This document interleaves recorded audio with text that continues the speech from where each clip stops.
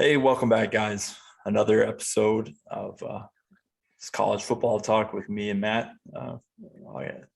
Getting ready for the football season. I know the fall training camps are starting up for college football. SEC is getting back at it. We wanted to do a little quick video, just taking a look at some things that's been going on in the news about Texas, Oklahoma, and then obviously at the end of the video, just start gearing up for the 2021 season, taking a look at the SEC schedule. But before we do any of that, I want to give a shout out to my boy BBD. Not doing too hot is what I've been reading and hearing from some of these guys in the community. Just a little backstory. BBD, when I moved up here to the Cincinnati area, I moved up here and, left my friends and all that stuff at home, Matt, back in Lexington. And nobody up here talked about college football at all. So I was desperate. I mean, I would talk to a wall. And Matt can attest to that. I will talk to a wall about college football. Yeah, but he will. I found BVD's channel actually in the end of 2014 when Florida and Tennessee played, and Will Muschamp went up to Neyland and beat him. And I saw his video about the 10IC. Man, it was just a breath of fresh air to have somebody that just is crazy passionate about college football. And obviously with learning, talking to BVD and getting him embraced in the community, it's been, he's a standout guy, man. And all the people in the community I know are heavy hearts with the situation with BVD. BVD's been put in the hospital. He's actually moving to Knoxville area's hospital, and just thoughts and prayers, man. That's one of those things. BBD always would close out his videos with, remember to hug your mom and dad, and just take that to advice. I mean, you just never know in this life. We like to control things. We like to figure things out and make, this human beings control everything about their life. And it's just not the reality. I mean, we're still in nature, and things like this can happen at any time to any one of us. So like my good friend BBD said, make sure you hug your mom and dad, make sure you tell them you love them. And just want to extend that out to them. Praying for you, man. I hope you're okay. Keep fighting through this. And we're all here for you. Yep. Yeah. It's true, man. It's big news. I mean, I was out of town, and I heard that and just ripped right through me. It's like one of my boys, Yeah. being not so hot. Me and BVD weren't necessarily the closest of friends for sure. He had a large channel. I would hop in the chat, communicate with him, do chess halls, game nights together. Do the morning show with Uncle Lou, and he's just one of those guys that, like, I just cannot imagine YouTube without him. And it's been a hard couple of weeks just not knowing what's going on, but I know D4 and Chess Hall has been up there to see him, and everybody's been reaching out to him, Celine Driver. So just gotta keep an eye on that situation. Yeah. Back to football. I'm sure that's why everybody clicked on this link. I know BBD would want us to move on and talk about football. So we got news over this weekend and late last week that it is official. Texas and Oklahoma are planning to join the SEC in 2025. A unanimous vote by all the member institutions, the 14 members of the SEC currently. And it's sent shockwaves. I mean, everybody, it's kind of silly making a video because it's like it's getting worn out, the story. I mean, it's been crazy. We just 2 weeks ago, we weren't even imagining something like this would ever happen. And now it's come to fruition. Matt, what do you think of all the crazy twists and turns that this story, this like real brief situation has been. Yeah, like you said, I mean, 2 weeks ago we weren't even expecting anything like this. We weren't hearing anything like this. We were just going through the summer as usual, and getting ready, getting hyped up for football to come back, and then all of a sudden, just you hear that news bulletin that comes out and says Oklahoma and Texas apparently have been reaching out to the SEC for the last 6 months. So it's like, wow. And I personally like the move. Not that SEC needs the money or anything with how much money they already generate for football, at least. Adding Texas and Oklahoma, I mean, my lord. I mean, like I told you before the video, I saw something that with them coming in, the SEC is easily going to make $1.3 billion just with them. And I'm like, good lord. And, So I and mean, that's exactly what the NCAA revenues on football. Yeah. Is that same amount. That's just crazy. SEC is going to make just as much as the entire NCAA on college footballs. As it's just insane. And that's just the season, isn't it? 1.3 billion. Yeah, it's just going to be the regular season. There's no telling, because you get the money for the bowl games, and then there's no telling how much the SEC gets if when Bama wins the national championship. There's no telling. Yeah. So you add in all that, so it's like, good lord. And it's interesting. I know pretty much all these teams in the Power Five can withstand a COVID year, but it's interesting that all this money is coming in after that COVID situation. I'm sure a lot of programs have taken a lot of money cuts. I mean, losing the fans in the stands, having to cancel events, in multiple sports. I know we just primarily talk about football in the SEC, but I mean, tons of sports had to cancel. I mean, the entire baseball season was 20 games into the season and they had to cancel. All the spring sports had to cancel. So it's good money for everybody. Everybody in the SEC is going to benefit from having those two teams in, and it's going to shake things up a little bit, hopefully. Oh, yeah. At least on the recruiting trail, Mm-hmm. to have those two teams with that moniker. I mean, it's an incredible advantage for Texas and Oklahoma that they didn't have just 6 months, just a few months ago. Right. And don't get me wrong, like here's the thing I've been trying to remind people is, I know we're talking about, they could be coming in next year. It could be coming in 2025, anywhere in that frame to be able to recruit the SEC, regardless if they're even playing games in the SEC, you're going to see these teams elevate where they already are. I mean, they're already pretty well off on recruiting, but to be able to elevate even higher, could potentially, it would at least make a recruit think when a Clemson or an Alabama, or an Ohio State comes to town, it would at least give an extra kicker to those teams, Texas and Oklahoma, to be able to say, hey, play with the best, stay local.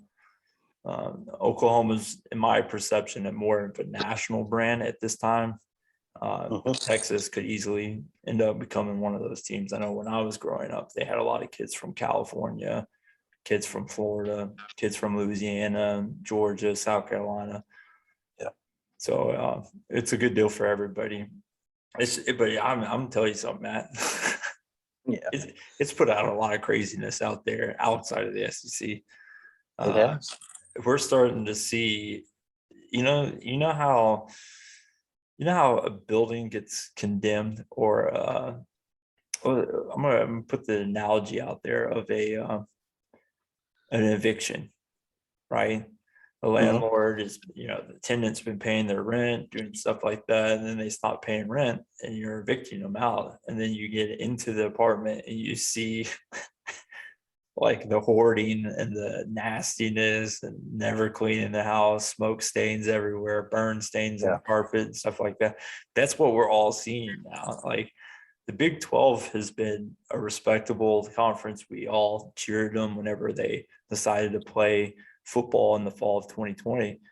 But now that this is out, we're just starting to see some of the wrinkles. I mean, I follow a channel 365 They interviewed the Baylor athletic director today, and the Baylor athletic director said that he could not ask a question in a meeting with the Big 12 commissioner, Oklahoma and Texas in the room. Like it just a simple question of like, why are you making this decision? And how come you're not choosing to elevate the Big 12 as opposed to just leaving? He said he would love to ask that question, but he wasn't privy to ask that question. It's like you're the freaking athletic director of Baylor. Like who else has the right to ask the question? Wow. Have you seen any crazy news out there? I know there's a Well, lot of rumors of teams and stuff. yeah. Couple things I've been hearing the last couple of days is like today, for instance, I read an article that said both the Pac-12 and the Big 12 commissioners are going to meet on Thursday, I believe, this week, and talk about a possible, I guess, like an agreement to where they'll play each other a lot, or a possible merger that maybe they'll bring together. They'll become a super conference to rival the SEC, I guess. Mm-hmm. And it's like that. I can't see that happening, because I mean, who in any sport really, who left in the Big 12 after Oklahoma and Texas leave, do you really see generating a lot of revenue to bring in for any of those conferences? Yeah, just if we're just talking football, there really isn't one. Yeah. I mean, I know TCU's got a niche market. Oklahoma State will still be Oklahoma State. Yeah. It's not going to change anything. Texas Tech, I don't think will change anything. No. No. I mean, Baylor may change a little bit in basketball. That's about it. Yeah. So, especially with them winning the national championship this year. So, I mean, it does guarantee that they're going to run into Colorado every once in a while. I'm sure that will excite people. But Colorado's biggest rivalry is in the Big Ten. So I don't know. I don't know where they go from here. I know. It just, I think we're going to see a lot of crazy stuff happening over here the next couple of years. And it just, with these two moves happening, and then I heard something, I think it was Saturday, that there were rumors floating around out there that Clemson and Florida State have talked about coming into the SEC. And I'm like, I don't know, would that really even happen? Because not to mention both those teams, their in-state rivals are in the SEC. And I don't think South Carolina or Florida would let either one of those teams come in. Why not? I don't know. I just don't see it. I mean, because we heard the rule. It's got to be 3/4 of the conference. Yeah. So now you have 16 teams. So 4 teams have to say no now to any additional adds to the conference. I think Florida's going to be able to ban. I mean, I don't even think Florida would care, to be honest, at this point. Florida's not getting beat by Florida State in recruiting. It's Ohio State, Alabama, Georgia, and Clemson that are beating them. And 2 of those teams are in your conference already. So it's, I mean, you got to look in the mirror when you're Florida and not worry about, okay, or is it going to be bad to add Florida State to this calamity? And I think it even benefits Florida, because Florida State joining the conference right now, with the way their program is right now. Yeah. I mean, we like playing Tennessee and we like playing Florida State now. So, I mean, we'll welcome that. But obviously, Clemson would be a huge splash. It would make things simple for the division question if you add those 2 teams. Yeah, that would make everything simple. But the problem would be you just run out of games. It's like, okay, if you add 2 more teams to the East, then you're looking at 9 teams in both divisions. And if you play everybody in your division, that's 8 games. So you just play 1 crossover game. And then so that just means you're never going to play a team in the West. I mean, if you get through that, it's 16 years before you come around to another home game against a team. Yeah. So, which will drive up ticket prices. I will say that. Yeah, it would definitely drive You up have to that. wait 16 years to see a Georgia come to Death Valley. You know what I mean? Those tickets are going to be unbelievable. Yeah. And it would be crappy for Missouri too. I mean, to see out west, you have, I mean, not even just the Big 12, and I'll get into that, but not even in the Big 12, but to not be able to play Texas A&M or Arkansas or Oklahoma or Texas, like teams that you've had a lot of history with, Right. on a consistent basis. That's crappy for them. But I'm sure they're not going to complain with the money. The money, everybody. No. I mean, I think it's unbelievable to think of how much money Texas and Texas A&M and Florida and Alabama, Georgia are going to be making after this, because I know Texas and Texas A&M, they're just rich already. Like, they got a lot of money, oil rich money. But Florida with their, what would you call that? Intellectual property rights to Gatorade, their Jordan brand official, their the money that they pitch in for that. That's another thing that's funny, is Jordan's vision of having one team in every conference to don the logo. That's gone. Now you have the two newest teams to the Jordan logo are in the SEC now, Oklahoma and Florida. Yeah. But here's the thing. Here's the thing I've been seeing. So overall, how do you feel about the conference with Texas and Oklahoma joining? I think it's just going to make it even stronger than it already is. And it, like we talked about last video, it's going to give us a lot more interesting matchups every year than what we already have. Yeah. And what do you think it does for college football to have an SEC that is even greater in power and influence than it was just 2 weeks ago? Yeah. I mean, on the national stage, I just think it'll be, I mean, not that all eyes weren't on the SEC before, it just adds even more revenue and more TV time and just bigger deals with companies and TV stations, and it's just going to drive up all these prices, and there's going to be so much money added to all these schools' pockets that it's just going to be unbelievable. Yeah. Well, here's the thing that I keep hearing, and I'm not going to argue either way. I mean, you feel the way you want to feel about it, right? But here's the question I have for people that are pissed off, think college football won't be the same that it always has been. College football hasn't been the same for generations and generations and generations. Okay. Yeah. I mean, just ask around. I mean, you got the guys back in the 40s and 50s talking about, remember when UCLA used to be the biggest game? I mean, remember when those big games were happening? And then you get on further to the 60s. It's like, oh man, remember like Georgia, ask the Georgia Tech man. You know what I mean? Like, remember when we were in the SEC? Yeah. Tulane, you remember that?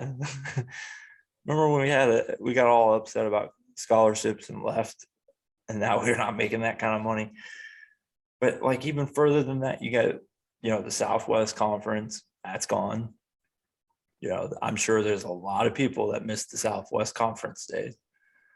I'm sure a lot of people missed when it was the independent wars, when there was just a bunch of teams that were independents that would just swap around games all the time. Florida State, Penn State, South Carolina.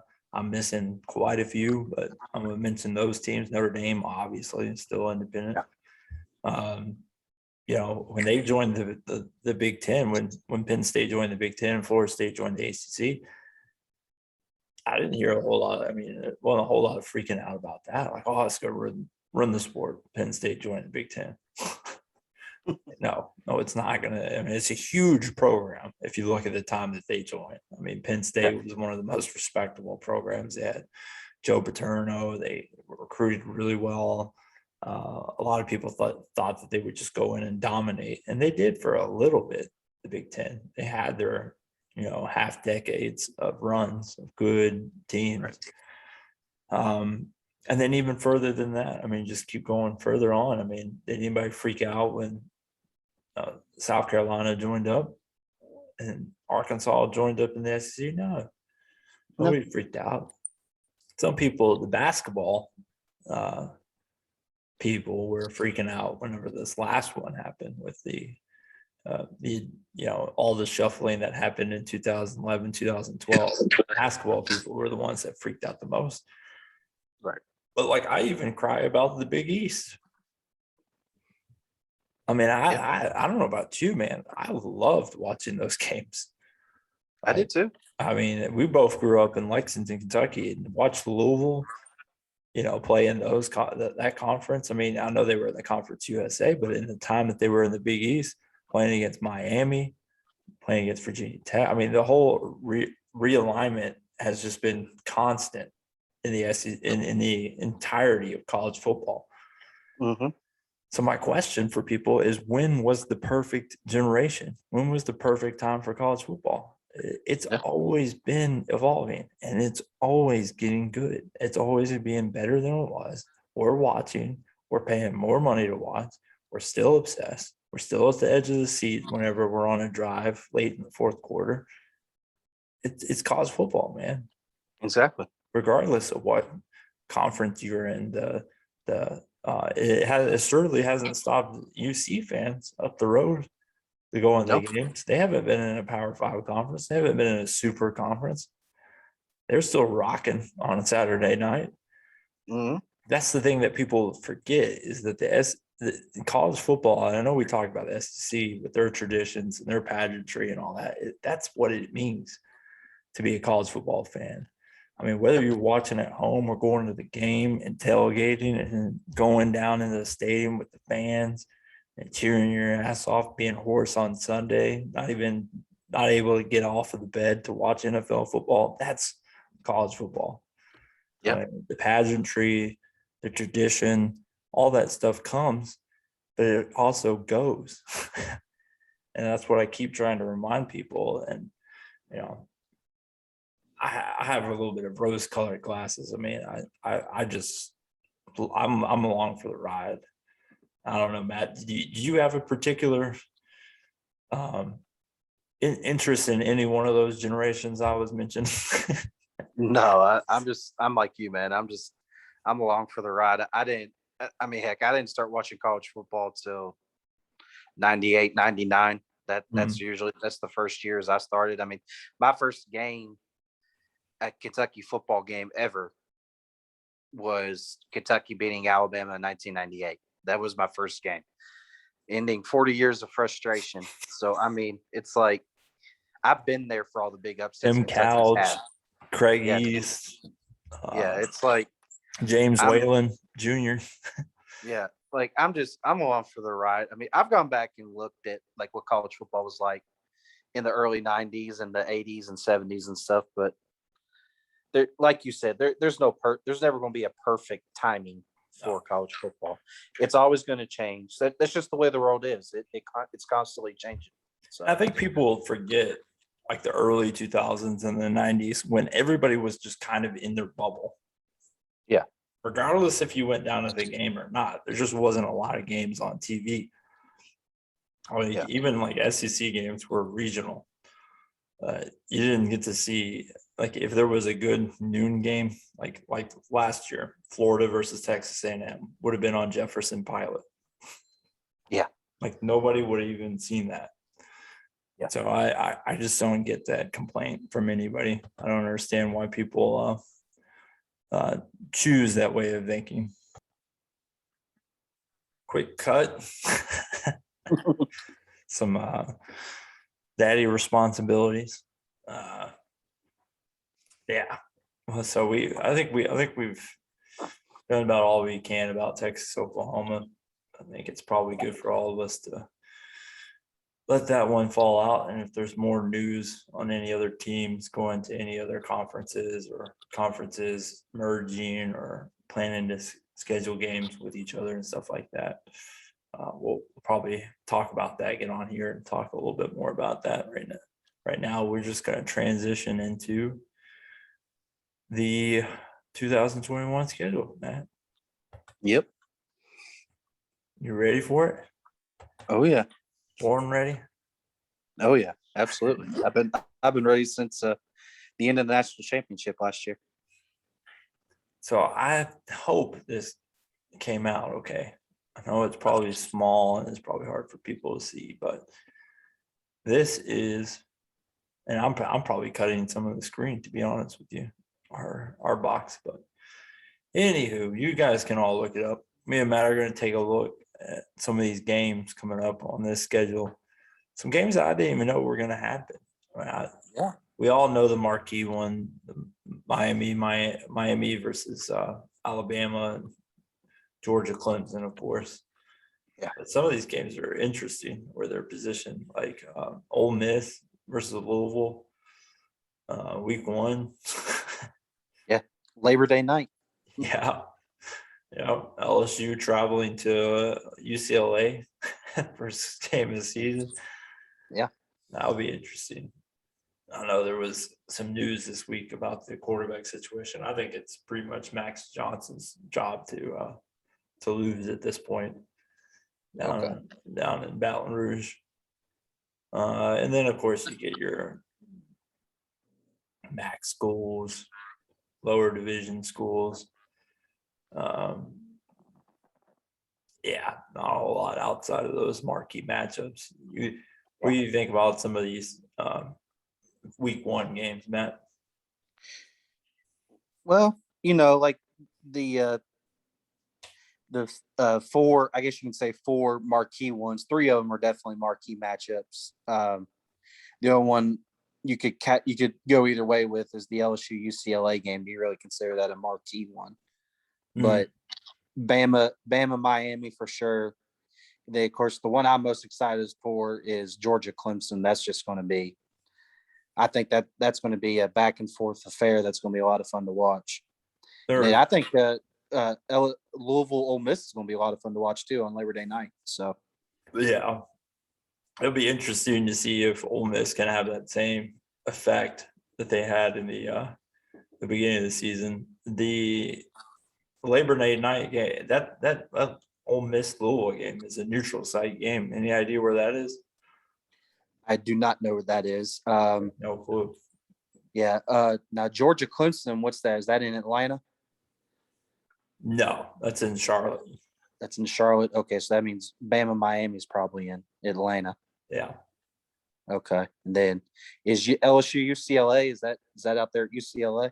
Yeah, that one's at UCLA, the Rose Bowl. I think I mean, somebody probably looked this up better than I can right now, but it might be the Texas one. It could be the Camping World kickoff. Could be down because I know those have been matchups similar to what we're seeing there down in Orlando, but it could also be the one down there in Jerry World. I'd say it's probably the Camping World, just given those 2 teams and the prestige. Yeah. But yeah, I'm excited about that Georgia Clemson game. There's so many unknowns for both teams. Georgia and all the Georgia fans, man. Georgia's defense is going to be the exact same. There's no way. Like, if you want to sit here and point out Florida's offense isn't going to be the same, Georgia's defense isn't going to be the same as it was in 2020 at all. Like, I mean, how many they had 8, 9 starters drafted, and I'm sure drop it in the comment section if you guys know better than me and Matt. But Georgia's entire defense was going to the NFL last year. I know they, especially in the defensive backs, tons of defensive backs went for Georgia. So it'll be interesting to see, especially we know what Clemson lost, 2 of the best offensive players in the ACC, Etienne and Trevor Lawrence. Right. They still have some weapons, and they have a quarterback that's played a few games. And the same thing with Georgia. They have a quarterback who's played games, looked good, JT Daniels. But we just don't know. I mean, you're facing Clemson. It's like, look up and down Georgia's schedule when JT Daniels played. Is there anybody on the caliber of a Clemson recruiting wise? No. Not even No. close. Not even close. So it'd be interesting to see what they got, especially with Clemson's defensive line. I mean, they're nasty. So I'll definitely keep an eye on that game. Miami, Alabama. As much as I mean, I don't know, man. I don't want to talk too much about it. I think Miami's in for a bruising, but I think we'd all be really naive if we thought that Miami just wasn't going to do anything in that game. Yeah, I could be wrong. But De'Aaron King definitely is exciting to watch, the quarterback at Miami. Oh yeah. Oh, I go don't ahead. know. It's Bama. And here's the other thing. The thing with Bama is on the offensive side, who's going to take over? I mean, they lost their starting QB, starting running back, and their their top 2 wide receivers are all gone. Yeah, exactly. So who's going to? I mean, I never doubt Nick Saban, but I mean, who's going to step in and fill those voids? So Yeah, I mean, we've seen Alabama do this in the past. You know, how are they going to replace Calvin Ridley? How are they going to replace Julio Jones? How are they going to replace Amari Cooper? No, they do it. yeah, they do it. They find a way, and they do They it. do it. And so we'll keep an eye on that one for sure. It's a very interesting first week matchup. Second week, we go right into everybody's key talking point this week. Texas playing Arkansas, man. Yeah, Arkansas is hosting Texas. Now, I'm not sure if that's in Fayetteville or if that's in Little Rock, but that will be a fun game to watch for sure. Yeah, Especially with all the news that's happened this offseason. I'm sure a lot of SEC fans will be keeping an eye on that one. yeah. Moving on down, Florida goes on the road at South Florida. So all the hell that I always give Miami fans about playing road games against inferior competition. So Florida's going to stretch their legs and go down to UCF. That should be a bloodbath right there. UCF is not the team from 2007. I promise you that. Yeah. Kentucky playing Missouri. It's your first game Yeah. of the season. That should be fun. 2 teams that are competing. You know, it depends on who you ask. I mean, competing for second place, competing for third place. You know, 2 teams that have good aspects, but have question marks on their team. How's Missouri going to replace their linebackers? How's Kentucky going to replace their offense? And they're doing a wholesale change with the new offense coordinator. Yep. And I'm not going to ask you to go too far into it, so don't go predictions or anything like that. But like, what's your initial impressions on that matchup? Yeah, I won't go into too much depth on it. I'll do it more when we do the predictions video and stuff for that week. But that was when Kentucky's schedule first came out. Looking at the first 4, that was definitely the one that most concerned me, because what's Missouri going to look like, and where are we going to look like? Because, like you said, depending on what poll or what media outlet or whatever you look at for your rankings and stuff, those are 2 teams, like you said, that are going to be fighting for second or third in the SEC East. Mm-hmm. So, and I mean, it was definitely an interesting matchup to see, but a lot of teams do have both those teams do have question marks. And of course, if you remember last year, I kind of expected us to beat Missouri last year, but we just went in, we laid an egg. So, but what's our response going to be to that? So, yeah, I'm definitely interested to see what Kentucky's offense is going to look like against a comparable opponent, with having Louisiana Monroe in that first game. Right. Moving on down, you got Mississippi State playing hosting NC State.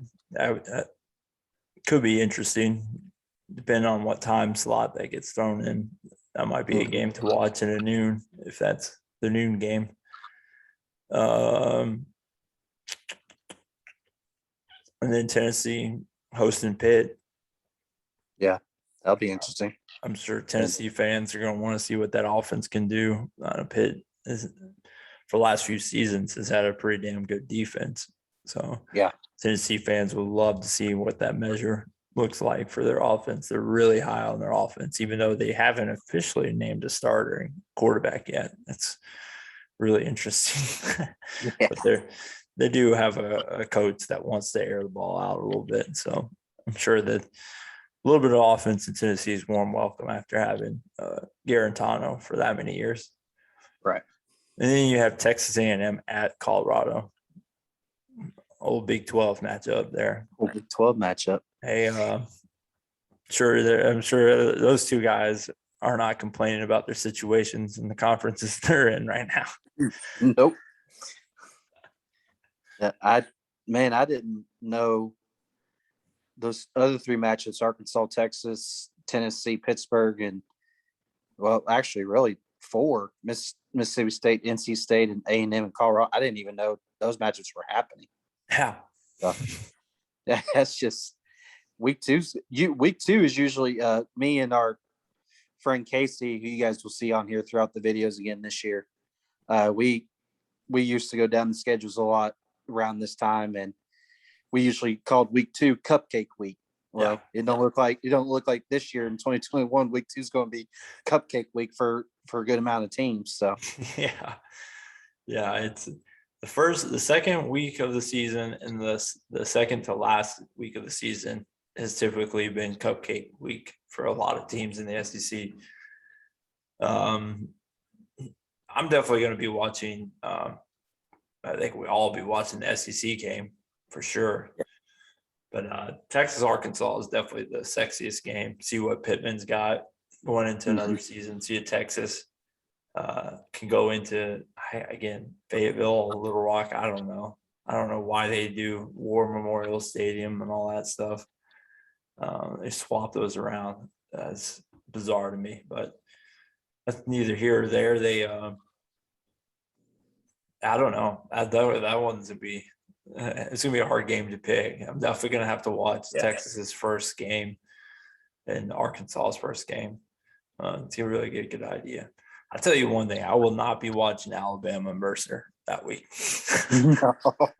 No, I bet I will not even come close to watching Alabama Mercer. I'll tell you this much: if I'm not looking across the timeline at the bottom of my TV with whatever game I'm watching at that time slot, and Bama doesn't have 35 by the end of the first, then there's a problem. Yeah. So I'm just saying, I'm not wasting 1 minute of my life watching Bama and Mercer. That's not happening. Yeah. And then moving on to week 3, definitely in my mind, the most interesting week. Obviously, you got Alabama coming to the Swamp for the first time since 2011. That's going to be really crazy. That is going to be a huge atmosphere, and that's when you really know we're into the meat of the SEC schedule, because those two teams clash together regardless of records. I mean, Alabama's had the upper hand for sure as of late, but Florida is definitely giving them the bugaboo in years. Yeah. So that will be really interesting too. Starting quarterbacks that have played games. Definitely Emory Jones would be the most experienced out of the two, but Alabama's defense would be higher rated at this point in the offseason. So definitely a game that you were keep an eye on if you're an SEC fan. And then week 3, also a colossal matchup I didn't even know was there. And I know we're not seeing the same team as we traditionally see, but Auburn traveling to Penn State. Did you even know that was out there floating around? No, I didn't even know that matchup was even scheduled. I didn't know. Yeah, I didn't hear anything about that. I mean, usually I hear about, if one of the SEC schedules a home and home or something with a Big 10 or a Big 12 or whatever school, and it's like I didn't hear anything about Auburn and Penn State scheduling a home and home. That's the So- crazy thing is it like the Big Ten and the SEC always match up in the bowl season. It's just how the bowls land. Yeah. But we never see this in the regular season. You know, it's been long. Like we saw Ohio State play Arkansas in the early mid 2000s. I can't think of any other ones. No. Home and homes, none. Nope, I can't think of any either. I mean, Indiana, Kentucky used to be a rivalry. They would play every year, but Yeah. that was gone in the. What year did they last play each other? Is that 05? 05. So both teams were in the cellar of their programs. Oh, yeah, that's going to be crazy. It's going to be cool if Auburn's figured their thing out. You know what I mean? Bringing in a new head coach. Auburn definitely had a disappointment. Auburn last year, and I probably said it in probably every prediction video I had, is Auburn just seemed to me that they had so many different pieces that just did not fit together on their team. They had they had that running back. Now he's not going to be there. He transferred out. Oh, God. And then Seth Williams, he's gone. He's gone. Yeah. He went to the NFL. Yeah. Who is the running back? Is it Boo Boo? Is that his name? Boo Boo Williams? Something like that. I can't remember. It was something Williams for sure. Yeah. He was he was underrated for sure. He transferred on out of there. It's interesting. But I mean, if you lose your head coach, especially Malzahn, the way Malzahn liked to run the ball, I can understand that move. Yeah. And not to mention, Auburn, just looking at their schedule here, they got two tune-up games, I guess you can call it, before they go down there to Death Valley to work everything out. And I mean, not Death Valley, sorry, but Happy Valley. Happy Valley. I knew there was a valley in there. I forgot, completely blanked on that. But anyway, yeah, they've got two gimme games that they'll just run over and they can work everything out, and that should be a good showdown week 3. I'll definitely be paying attention to that. Absolutely. I think I'll look around the nation, but I think Florida and Alabama will get the nod when it comes to national, but definitely on a good year for both teams, that would be a colossal matchup. And Penn State, we don't really know a whole lot about. They only played a handful of games, and they were kind of up and down during those games. Yeah. So we'll see what they can bring out another year with Franklin's still there, right? James Franklin. Yeah, Franklin's still there. Yeah. I know he was like in that like long shot hot list for last year, but oh yeah, he's doing all right. And then Georgia hosting South Carolina. Okay. There's a cupcake game. No, well, you never know. I mean, it's funny because I've listened to our boy Uncle Lou's videos when he does these, looks over these schedules and makes these predictions. And South Carolina, for some reason, he always seems to. He never really talks about them much, but then he always brings up the fact that South Carolina goes into Athens or they go up there to Columbia and South Carolina beats them. So it's like, and that's weird too, because what was it, 2 years ago, 2019, where Georgia was just dominant and South Carolina beat them. It was just like, what? Jake Fromm forgot what color jersey that they had that game. Yeah, Jake Fromm forgot what color jersey he had to throw to. And then moving on down, you got Mississippi State at Memphis. That'll be interesting. Yeah, Mississippi State's got an interesting schedule. Louisiana Tech, NC State at Memphis. They round that off with Tennessee State at the end of the year, but definitely interesting that they got some teams that can compete on their schedule. Oh yeah. Here's an old SEC game. Ole Miss versus Tulane. Yep. Bitter rivals. Who could Also, be? It's the battle of the powder blue. Who's going to win that one? that's right. And Jesus Christ, I don't know. I don't have anything else to say about that one. No. Here's the battle of the nerds. You got Vanderbilt and Stanford. Yeah. This is not an academic team matchup, too. No, this is a football that's right. game. This is a football game, not an academic decathlon. Oh man, week 4 sucks. Yeah. I'm looking down through there. Now, Yeah. Mississippi State beat LSU last year, and that's when we all thought, like, holy hell, this Mike Leach thing actually going to work for Mississippi State. It fell way down to the earth. Yeah, they fell down to earth pretty quick that next week. Rapidly. Yeah. I don't know. Week 4, looking at it right now. It's where the SEC starts revving up. Yeah, this is where we're getting conference matchups starting to rev up and getting going. Of course, I know we got one of Justin's favorite games every year, Florida, Tennessee. I enjoy watching that game too, being opposed to both teams. Got a good one for my Cats too. I mean, we go to South Carolina. That seems to be a little rivalry that's going on right now. I mean, Stoops has owned them since he's been here. Yeah. But the one I'm really just random matchup out of the blue is Missouri and Boston College. I mean, what in the world prompted that matchup to happen? I have no idea. They were just looking down the list and they were like, Boston College. That's going to be the team. That is a weird matchup. I don't know anything about Boston College, man. I don't either. I know they're the shithole of the ACC every year. They played Clemson really tough, but that was when Trevor Lawrence was out.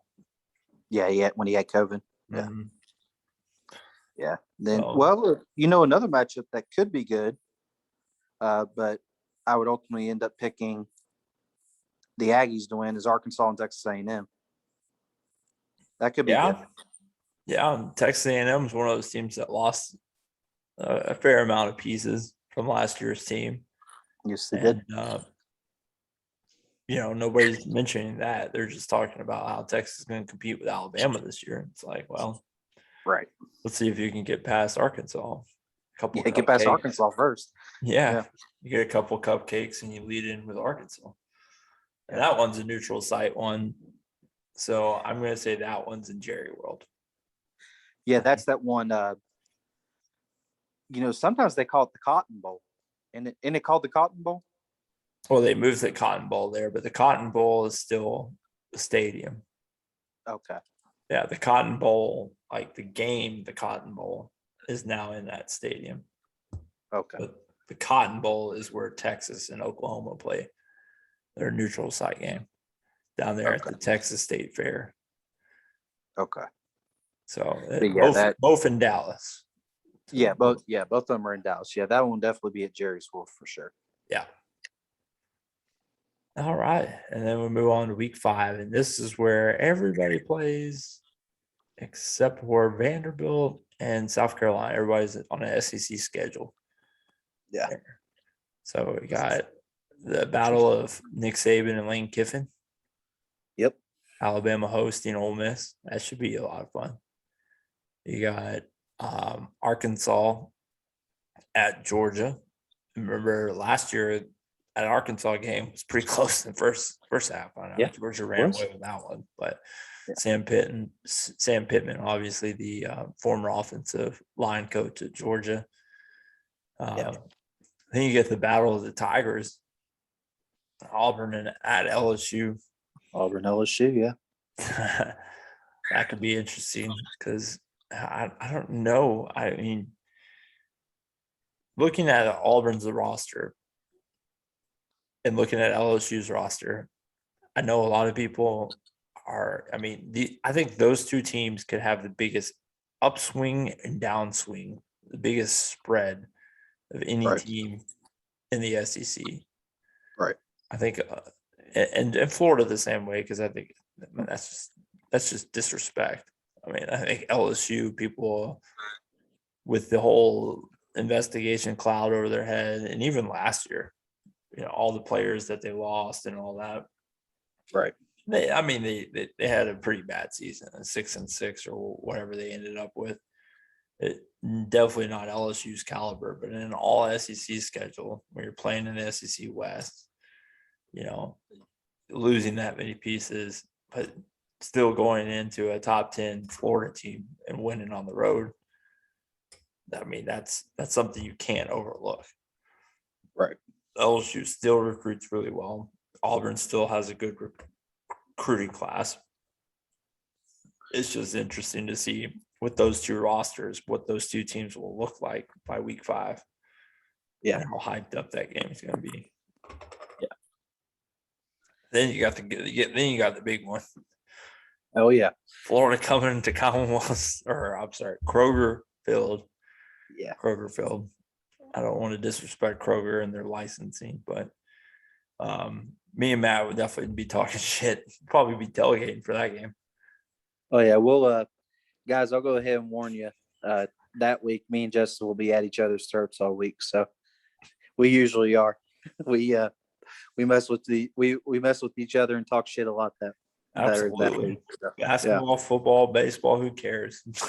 Yeah, we've added baseball to the mix this year because we went to a Florida Kentucky baseball game this year at Kentucky Proud Park, and just some of the stuff that was going on between the teams. Justin was just like, "Y'all hate Florida no matter what the sport." So it's true. Which is true. It's true. Y'all legitimately hate Florida. Yeah. And I know, I grew up in everybody in my family is a Kentucky fan. I grew up in Lexington, grew up as a Florida basketball fan. I like their style of basketball better. And then obviously Florida football was fun to watch too under Spurrier. And, I'm fully aware of what it's like for Kentucky to hate Florida, just vehemently hate Florida. It's just the blood in their eyes. It's pure comedy to me, man. It's oh yeah, Florida. Like me, I care, but 99% of Florida fans could give two shits about Kentucky. And Kentucky is just vehemently hates Florida. It was always in football. It was always the team that was just out of reach for Kentucky. It's like the game, like even Tennessee had a longer streak, but those games were really close. And now it's kind of Kentucky now is really close to Florida, which is impressive. This is really impressive. And it's a testament to Mark Stoops and that football team. But there'll definitely be some beers. There'll definitely be some grub and a lot of shit talking when we get to that game. All right. And then further on down, you have getting through those duplicates. Yeah, Texas A&M hosting Mississippi State. That is what it is. Yeah. Missouri plays Tennessee. Yeah. Not much you can say about that one. Right. No. I think Tennessee, it depends. If they get the right quarterback in there, that could be a fun quarterback battle. It's probably one of those games that would sneak up on you with the hype of the Ole Miss Alabama game. We all pretty much see what's going to happen with that game. I know we all want Lane Kiffin to repeat last year and just get into a shootout with Alabama, but I think Alabama's going to not sleep on that game. No. So the Tennessee Missouri could be the sneaky best game of that week. And correct me if I'm wrong, didn't Tennessee win last year against Missouri? I could be wrong. They beat South Carolina. And I think they played Missouri after that. I could be wrong. They played two teams. I'd have to go back and look it up. They played two teams. They were 2-0 when they went to play Georgia. So I think it was Missouri. It wasn't Vanderbilt. Yeah, because Missouri started out 0-2 because their first win was LSU. Yeah. Yeah. All right, week or which one are we on? 6. Yeah, week 6 now. And this week, damn, Missouri's playing North Texas. So who's not playing the team in the? Oh, you got a bye week. Mississippi State's got a bye week. Damn, I didn't even notice Ole Miss has a bye week 4. Jeez. Right. Well, it's convenient too. It's right before they play Alabama. That's convenient, but Jesus Christ. Yeah, but it's still pretty early. Oh, I'm exhausted playing Louisville, Austin P, and Tulane. Thank God this bye week is here. I don't know what I would do. You know? Don't know. All right, it's really convenient that they're playing Alabama, but it doesn't hold well for them competing in the West. Because then after that, you have Alabama, Arkansas, Tennessee, LSU, Auburn, Texas A&M. Yeah, those are just back to back games. So in week 6, Alabama, Texas A&M will be the marquee game for sure. absolutely. It's a game everybody will be talking about. Arkansas, Ole Miss, depending, to see how the rebound for the week before. Obviously, Ole Miss playing Alabama, Arkansas playing Georgia. So it'd be cool to see who comes out of that one in Oxford. You got Auburn, Georgia, South's oldest rivalry in Jordan-Hare Stadium. That's the it ain't fair game right there. Yeah. And we don't want to play Georgia and Alabama back to back. Got to move.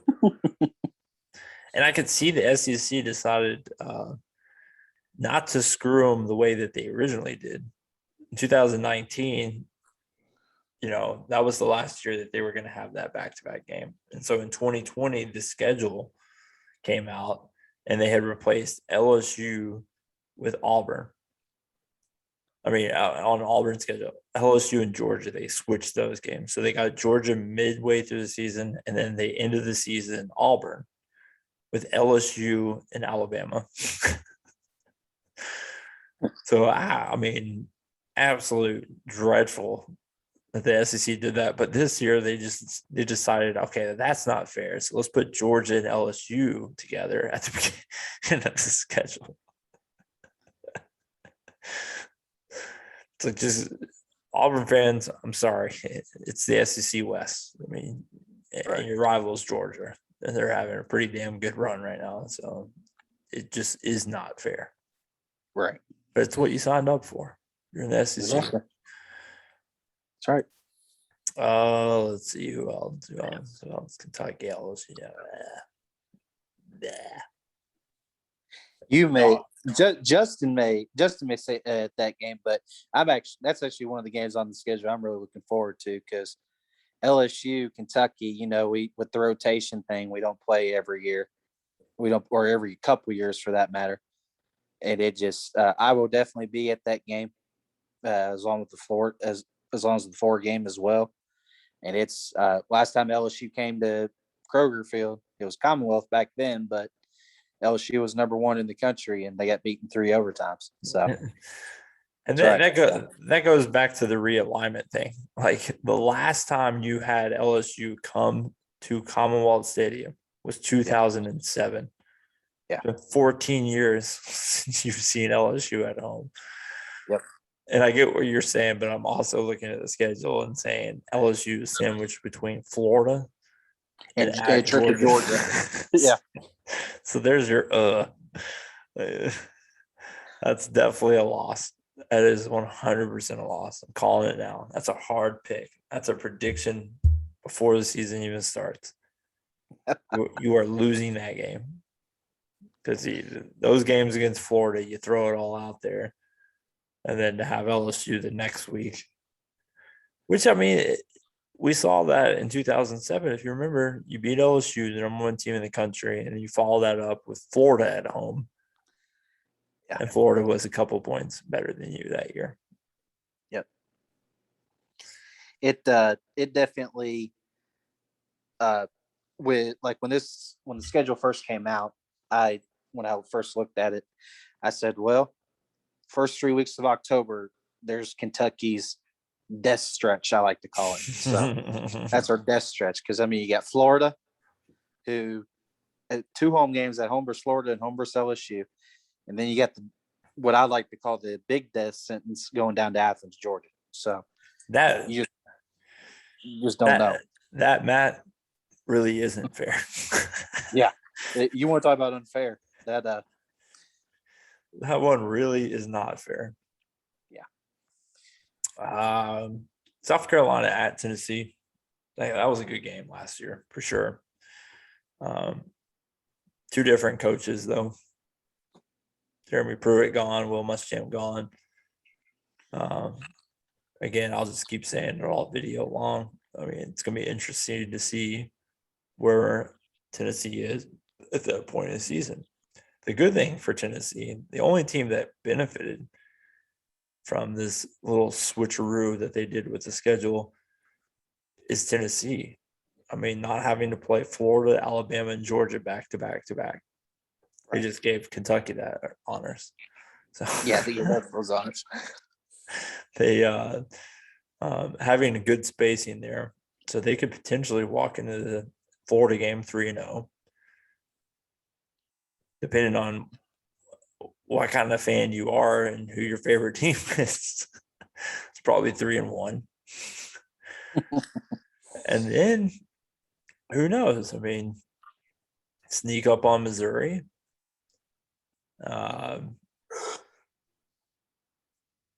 Walking into, I mean, Missouri at that point has played Kentucky. So, and at Boston College, of course, we don't know where that is, but Missouri goes at Boston College and loses and plays Tennessee. And you could have a Tennessee team that's rolling into that South Carolina game looking to be 5-1. Yeah. That's huge when they got Lane Kiffin coming to town the next week. You bet your dollar there's going to be some blood there in that game. Oh, yeah. But the Texas A&M Alabama game, I think it's overhyped. I'm not saying Alabama's just going to run away with this conference, but I don't know. It's going to be loud. It's definitely going to be the second loudest place they've been all season. Yeah. College Station, the 12th man will definitely be rocking that night. That's for sure. Yeah. Yeah. Get over that Alabama hump. That's the mission for them. Yeah. That is definitely the marquee game that week. Yeah, that'll be the 7:30 on SEC Network game, or that'll be set 7 on ESPN. Mm-hmm. Yeah. Then the next week, final all SEC matchups in week 7. Yep, week 7, all SEC, and you are looking at no game jumps out at you and just smacks you in the face. Yeah. Kentucky at Georgia. Florida LSU is definitely going to be the headline of that week. Oh, yeah, definitely. With what happened last year with the records of those teams and the way that game ended. LSU Florida game is just fun. I mean, you saw 2019. It was just a shootout in Death Valley. No, LSU wasn't stopping Florida. Now, obviously, 2 different strategies. I mean, LSU was going for a home run ball on almost every play, and Florida was trying to be slow, methodical, get the ball down the field. Florida would score in like 13 plays, and LSU would score in 3. It's just back and forth, and then ultimately the turnover by Kyle Trask in the red zone was the coffin there. Florida could not overcome a 2-scoring lead after that. Yeah. So that game is definitely going to be the marquee game that week. Arkansas, Auburn could be interesting depending on how that season's working out. I mean, Ole Miss and Tennessee can be fun. Listen, we like to talk about. I know a lot of people love talking about one of those sleeper games. You know what I mean? Yeah. And depending on what we see in those first few weeks from Missouri, hosting Texas A&M after they just played Alabama, And That what's could, definitely going to be an emotional game. yeah, Missouri could be fighting for 7-0 going into the bye week. they could. I mean, that'd be crazy. That would be a crazy matchup. Further down, you got, like we said, old Lane Kiffin traveling to Neyland. Yeah, the Lane Kiffin Bowl there in Needland. Yep. Yeah. And that's it for that week. Week 8, we go back into a lot of teams on bye weeks. Yeah. Arkansas is playing. What the hell is that? Arkansas Pine Bluff. That's what that is. Yeah. Yeah. I didn't recognize the helmet. Yeah. I see it now. That lion or whatever the hell that thing is. Yeah. Uh, There's really not one that jumps out to you. I mean, LSU this will be fun. yeah, LSU Ole Miss should be fun. Oxford. And then of course you got the rivalry game between Bama and Tennessee, but I mean Bama's gonna run away with that one, in my opinion. So That's been and I get it, right? Everybody has their rivalries, and not everybody can be on the same level playing field as each other. But during this whole realignment thing, hearing about the Alabama Tennessee rivalry is just at nauseum. Like, yeah. Oh my God, no one cares. Have you watched an Alabama Tennessee game? Be honest. If you have, cool. Yeah. I have not watched an Alabama Tennessee game in years. The last time I sat down and actually had Bama versus Tennessee on my TV, Bama was up. I finally turned it off when Bama was up 35-7. I was done, and that was several years ago. I think that was right after. That was right before Pruitt got there. So I think that was. No, actually, that was back in. No, Dooley. Derek Dooley was the head coach there. That's when that was. Yeah, so it's been several years. I think I watched them with Dobbs when they had Dobbs. Okay. I was like, well, maybe let's check this out. They beat Florida and Georgia, for Christ's sakes. Maybe they can hang with Alabama. Yeah. Game is just a joke, man. But I mean, I understand it. It means a ton to everybody in the SEC. I mean, 2 of the most storied programs in the SEC. Just Tennessee's got to figure their thing out. They just can't keep going this way. No. Oh, week 9. Week 9. Again, a ton of bye weeks. Best one. What's the best one, Justin? Best one? I don't know.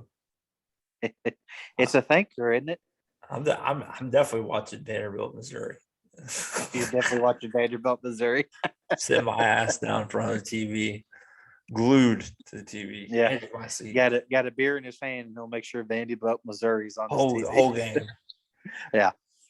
And dude, again, I mean, I'm just throwing shit out there. This is definitely not how I'm predicting it. Vanderbilt is a team for Missouri. They could literally be coming out of a bye week and fighting for an 8-0 spot. Yeah, they could. I don't see it happening, but I'm just saying, like, the way some people have been high on Missouri, that definitely could be. But yeah, of course, I mean, the SEC East, what it all comes down to every year. I know Missouri's jumped up there. Kentucky made things interesting in 2008. It's the Florida-Georgia game. Yep. The winner is going to make it to Atlanta. Exactly. So buckle your seatbelts.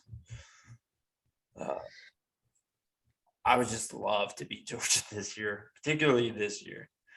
Like, Georgia's getting all the hype, and deservingly so. I mean, they have a lot of pieces on their team.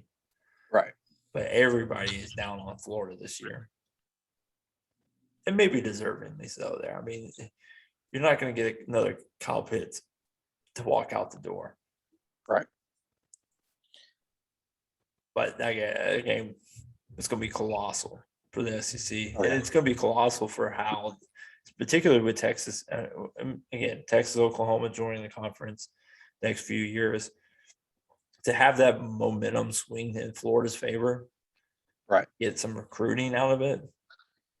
That's going to be nuts, because this is the time. This is the smash and grab time before you add Oklahoma and Texas. Oh yeah. I mean, there's going to be some years that it's going to be hard for people to recruit. Florida could honestly, and I'm serious here, Florida with Texas and Oklahoma joining the conference could slip down into the middle tier of teams if they don't solidify themselves by beating a Georgia or beating an Alabama or going on the road to Death Valley and winning. They lose those games, and looking at the remaining schedule, and they're all really winnable games. Yeah. Florida really, I don't see Florida. I mean, the worst that they possibly could go would be 8-4, but if this is a critical year for Florida to go down there and beat Georgia. They beat them last year. They broke the 3-game winning streak. So hopefully the series trend will hold up, and Florida's on a 3-game winning streak against Georgia. So this would be game 2 of that 3-game winning streak. So let's see if it happens. Of course, you guys get your cross-divisional rival. Yeah, with Mississippi State. Bigfoot, as Uncle Lou likes to point out. Yeah, yeah, man, like you said, that Florida, Georgia, like I've said in videos past, is definitely one of the marquee matchups every year in the SEC or just in all college football that I look forward to every year, because it's such a fun game to watch, and the passion and the tradition that's in that rivalry is so much fun. And then that'll be really the SEC matchups anyway. That'll be the only other one I'll be watching besides Kentucky, Mississippi State. So. Mm-hmm. Yeah, I'll keep my eye out on Auburn, Ole Miss for sure. Yeah, I'll probably tune into that one a little bit too and see what's going on. That's it. Yeah, only 4 that's really it. games that season, that week. I don't think with Florida and Georgia being on CBS.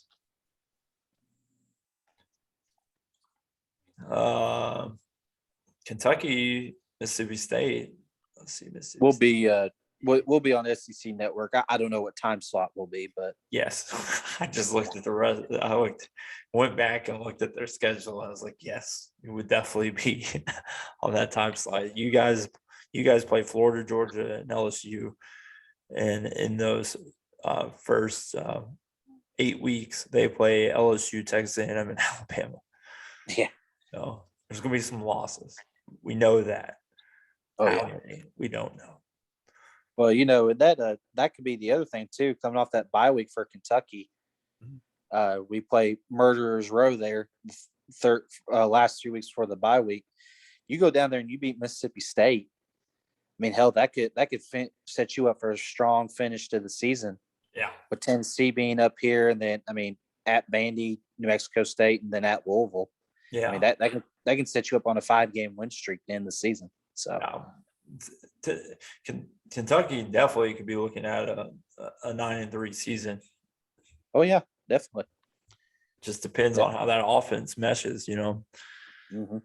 They got to figure out what's the right quarterback for their system, and I'm sure they're going to be wanting to throw the ball more. But ultimately, with all these defensive coordinator head coaches, it remains to be seen: is it really the offensive coordinator, or is it the head coach? That's right. So, I think Mark Stoops is pretty smart and can see how that's affected a lot of coaches in the SEC's jobs by interfering too much with the offense, especially in this day and age. It's an offensive league. Yeah. And then in week 10, you have the marquee one, LSU and Alabama. And we don't know what LSU is going to look like at this point in the season. We've been saying that over and over again. I mean, we're getting so far out that it's going to be hard to imagine what these matchups will look like. Right. But obviously, I think everybody in the SEC is going to be watching that one. Oh, yeah. Auburn travels to Texas A&M. That could be fun. Yeah. A pivotal game for the trajectory of both programs, Arkansas versus Mississippi State. Both of those teams definitely going to want to win that game. Absolutely. Looks like Tennessee's going to Kroger Field. Yep. Kentucky's going to try to make a 2-game winning streak on Tennessee. Yeah, kick their ass down there in Neyland last year. Hopefully, gonna kick their ass up here in Kroger Field this year. I'll be at that game. And then here's an interesting one. So if we look at Georgia's schedule, Clemson obviously stands out, and then Florida, and then at Auburn too. Yeah. So worst case scenario, in my opinion, they could have 2 losses at week 10 of the season. Missouri, best case scenario, could be sitting there at 8-0. Yeah. And we want to talk about a battle for the SEC East. I mean, coming right off of the Florida-Georgia game, where we think, okay, well, did Georgia just win it, or is Georgia out of it? Did Florida just win the East? Because whoever wins that game, everybody's going to be talking about is on the straight and narrow for winning the SEC East, but not so fast, my friend. If Missouri goes out and beats Texas A&M, and it's a cross-divisional team, so it doesn't even count per se toward your division. Yeah. Missouri could be sitting there looking at, we beat Georgia here. We go on the road and beat Georgia between the hedges. We could be in the driver's seat for the SEC East. Yep, can. Making their way their 3rd trip back to Atlanta. That would be interesting. I don't see it happening, but I know a lot of people out there are high on Missouri's offense, and I really like that Blazevich kid. It's a great quarterback. And I think Eli Durkowitz is bringing an energy that Missouri has sorely been lacking since Pinkel left. So we'll see. Oh, running back through. Nothing. And Auburn, Texas A&M, who knows on that game. Week 11.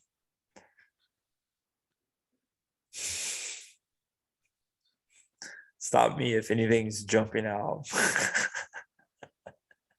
Nothing's really jumping out, No. but I will tell you this. Mhm. There are, Georgia Tennessee's in there. You don't know what, like we've said, Georgia Tennessee, you don't know what Tennessee's going to look like. Arkansas LSU traditionally is a fun game to watch. Mm-hmm. Yeah, the battle But for the as for blockbusters, there's not really one that just jumps out at you. Yeah. So, and traditionally this late in the season, there's really not one. So yeah, the games have been had. Texas A&M traveling to Oxford would be fun to watch too. Oh yeah. We go to Vandy. You guys play Sanford. Yeah, both our teams are winning that week. I can tell you that. Yeah, I wouldn't say definitely. Remember a team called Georgia Southern? Wow. I don't think we're there, but also no, you guys definitely aren't at that levels yet. But you're not going to be with Dan Mullen there. But they never in college football, man. No. But yeah, week 11, other than those two I mentioned, there's really nothing to just pretty flat. Yeah. Yeah. Just stares at you. You going to Nash Vegas to watch Vanderbilt in Kentucky? Yeah, I'm definitely thinking about it. Definitely be an easy one to knock out because I want to go to all the SEC stadiums at some point. So. Have you ever been there? No, I've never been to Nashville. Ah, shit. I've been to the city, but I've never been to a Vandy football game. That's my birthday. It's your birthday weekend? Yeah. And then the U.S.-Mexico games the day before, so I'll be in Cincinnati. Yeah, you'll be at the TQL Stadium for that one. Yeah, I was about to say we should go to that one. Vanderbilt's a fun trip. Me and Casey are talking about going if you want to join. Yeah, Maybe. I'll think about it. But usually on those Saturday, on my birthdays, when the we all my family still gets together for each other's birthdays, so Okay. I'm sure we'll probably hang out. There's not Yeah. much football will be watched, but I'm sure that game will be on TV. Yeah, we'd probably have to get up pretty early too and go to that game because that's a 3 hour drive and that's probably gonna be a noon game. So Yeah, yeah. yeah, So we'll definitely talk about it as the oh yeah, season progresses. for sure. Week 12. Auburn, South Carolina. That was a fun 2010. Yeah, So from 2010 there. both teams are definitely a shell of themselves. And then going back to the SEC talk, the SEC East talk. I mean, Florida at Missouri. Missouri again. If they Yeah. beat Georgia and they beat Texas A&M, they could Yeah. still be undefeated at that point in the season. And and guys, it's funny too, for all you guys that end up watching this video. Justin can explain this more better than I can, but it's funny because like since Missouri has joined the SEC, Mhm. Florida and Missouri is always a real funny game to watch. I don't know why, but it's such a funny game to watch. It ain't funny for Even when me, man. Missouri or Florida is clearly the better team over the other one, Yeah. it just for some reason that It's just infuriating at yeah. times. I mean, the one that comes to mind is the pinnacle of all of those. I know everybody goes on about Georgia Southern. The worst Florida loss in my mind in recent memory is the Missouri game in 2014. Yeah. To have only given up 100 yards of total offense and to be beat 42-14. It's just the creme de la creme of shitty losses. I mean, imagine most teams nowadays are getting 100 yards in one quarter. Right. Missouri only could get 100 yards the entire game Mm-hmm. and won the game 42-14. So Yeah. that game's always a weird one. It's Yeah. always been around this time of year, and it depends on where Florida's at. I mean, Yeah. it's always a look over game, and I've been beating the drum that they should never overlook Missouri given the record against them. But year in, year out, it's like it's an afterthought. And I really, honestly, if the game wasn't at homecoming last year and there wasn't the throwback uniforms, it probably would have been one of those games that everybody overlooked. Right. But Well, in just looking at its placement, like you said, I mean, depends on where Florida's at. I mean, by then, we usually know who our participants are going to be in the SEC championship by then. And I mean, sometimes they'll be decided week 12 there, but usually we know who's going to go and who's not.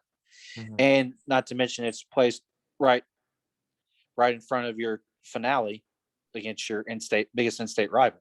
So, it's that stretch it's the November stretch that's always a chore for Florida fans. Yeah. Because you either have the fatigue of the season. I mean, usually in a typical Florida schedule, you have Florida starting off with Tennessee or Kentucky. And that's your SEC, kicking off the SEC schedule. And then somewhere abouts you get your LSU game, you get your cross divisional game, and then you get Georgia. Right. But by then, you either get the South Carolina, the Vanderbilt, the Missouri, and the non-con game. And it's just dragging feet at that point. It's like, just get to the Florida State game. And then depending on where we're at, get to the bowl game or the SEC championship game. So that game will be interesting to watch. It will be interesting through the whole year to try to chart that. Because Florida could play spoiler to Missouri too. They could. But Missouri could play spoiler to Florida. Yep. And the game could not matter, and Georgia win that East anyway. Right. A lot could happen. I can tell you one thing. There's not a single game on that week that would be more interesting than that one. Right. No, that'll definitely be, like you said, it'll definitely be the most interesting. I mean, you're looking at it. I mean, hell, there's four SEC teams are playing non-con games, so Yep. 4 or 5 of them. I mean, that's definitely the best. Definitely gonna be the best one that week, SEC wise. Yeah, I counted 6 of them. Jeez. Yep. That means there's 3 1, SEC 2, games. 3, 5, 6. Yep, you're right. 6 of them. Am I doing that math right? Is that math? Yep. Or 1, 2, 3, 4, 5 SEC games. No, I double counted. Anywho, Yeah. that week sucks. I don't even want to talk Yeah. about that week anymore. Yeah, Then that'll be we get to rivalry week. final week, Thanksgiving weekend. Oh boy. Yeah. Alabama, Auburn. The Iron Bowl. It's just hard to say anymore with that game. I mean, Auburn clearly has had years where none of us have given them a chance to beat Alabama, and they've won.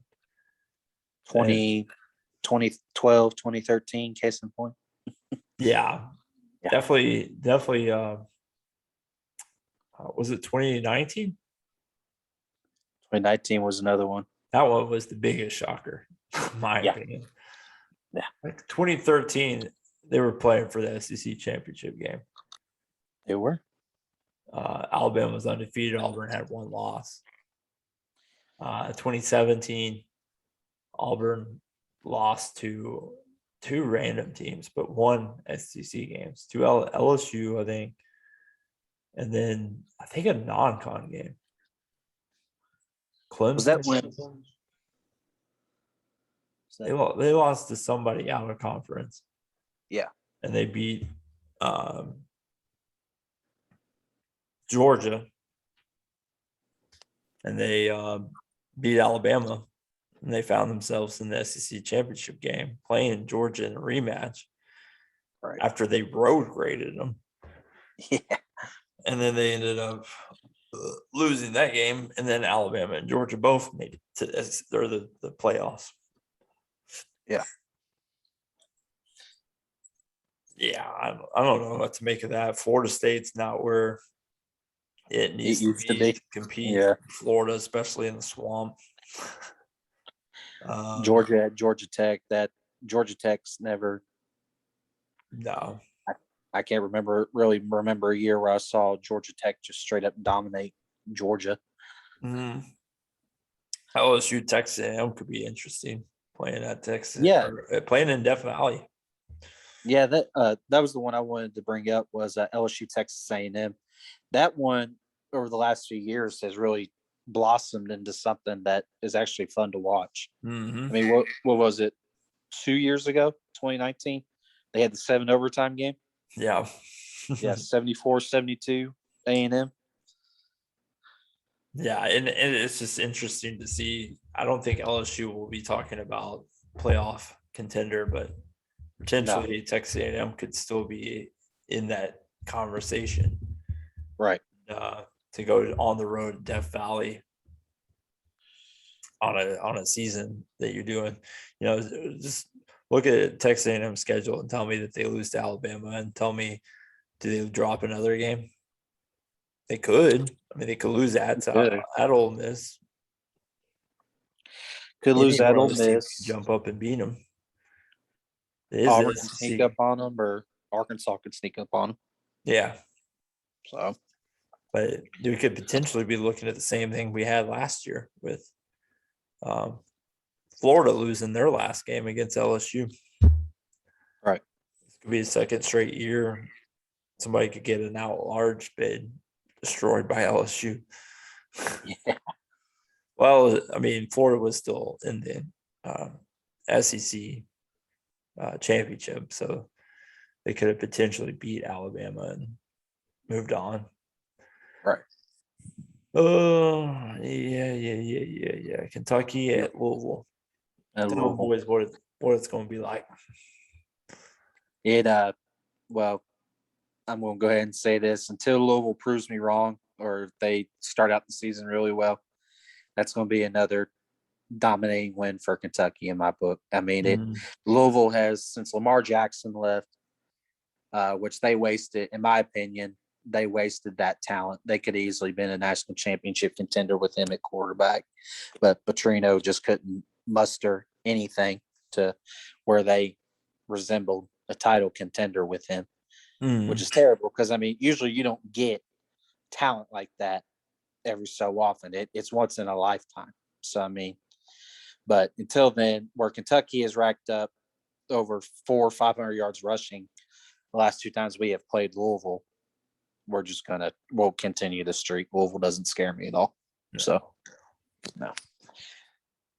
So Well, I think that about does it with that. yeah. No, the Egg Bowl, people can make what they will of that. Southwest Bowl game, Missouri versus Arkansas. Should be fun matchups. You got South Carolina hosting Clemson.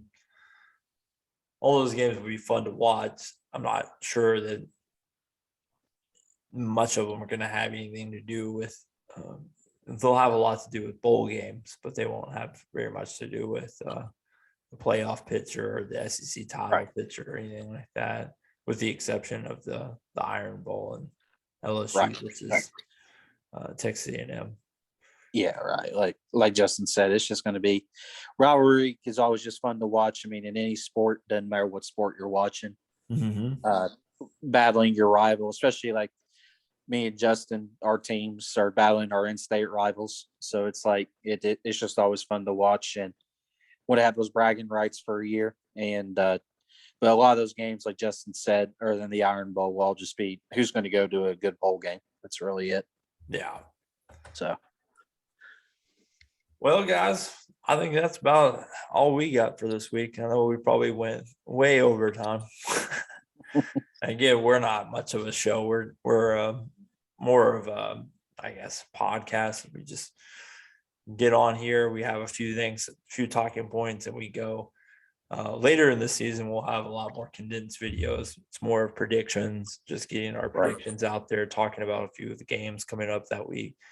But of course, this week we had few interesting news with Texas and Oklahoma joining the conference, and then having our first official look at the schedule. I know I've been living in my own bubble. I've heard some of the week 1, week 2 matchups, but I hadn't looked straight down and see how everybody's roadmap goes. And I think that's where we're going to leave off, because I think the next video that we're going to launch out there, we'll probably get into some of the SEC East West races and where some of these games we talked about today, where those are going to fall, and maybe just give ourselves an aerial view of what our predictions are going to be for the season. Again, those are definitely not final. We're a week by week. Yeah, exactly. We're not idiots. We've been around the block a couple of times. We've seen how college football works, and there are tons of games that are going to sneak out and jump up on you. And I know it's probably a lot funner to look at somebody's predictions, in June or July and say, "Wow, you got that one wrong. You got that one wrong." Yeah. But it's a much funner for us to take what we know about a team and try to make a prediction off of it, as opposed to going in after a whole summer, a whole fall, and trying to tell me who's the best team in the SEC. Right. It don't work that way. Unless you're saying well. Alabama, and you're probably hedging your bets. Exactly. Yeah. All right, guys. Well, as always, subscribe if you like what you're seeing here. Hit the like button and help us out. We're trying to, again, build up some views, build up some people to interact. And of course, during the football season, I will definitely be starting some live streams. I know Matt's probably going to join me. We have StreamYard coming on the way, so we can bring people in and have discussions during the week, kind of air our grievances live. And kind of just chat, get through the game days together. Yeah. Any closing thoughts, Matt? No, man. Like you said, I mean that was definitely the first time I've looked at the entire full SEC schedule. I mean, I've gone through and looked at a couple teams every now and again just to see what their schedule's looking like. But like Justin said, it'll be a lot of fun here when we get closer to end of August, beginning of September, where we're going to be making a lot of condensed prediction videos and stuff. And we'll have a few more people on here as well. Hopefully, Alex and Casey and Chad will be back with us Oh too, yeah. because that was a lot of fun Oh last yeah. year. I'm on the path of redemption from last year. I was dead last. Now that's not fair because just like when we looked at the SEC versus the Big Ten scheduling last year, where Yeah. the Big Ten guys joined like midway through the thing, so their percentages looked a lot better than mine. Oh yeah. Me and you were Exactly. day ones, and you kicked my ass. I'll tell you that. Yeah. Justin jumped out early on me those first 2 weeks there, and then it was just after that I started picking up the momentum. So Yeah, I navigated the chaos, and then he took the emotion as the season rolled on. I mean, I was just go Gators, beat everybody. right. So 19-0. yes, sir. Gonna do it again this year. Gonna do it again this year. See, I think that schedule was wrong. You know, I mean, I only saw 12 games on that schedule. No, So I'm gonna have to call the commissioner, make sure that they're still going 19-0 this year. All right, guys, take it easy. We'll see you on the next one. See you guys.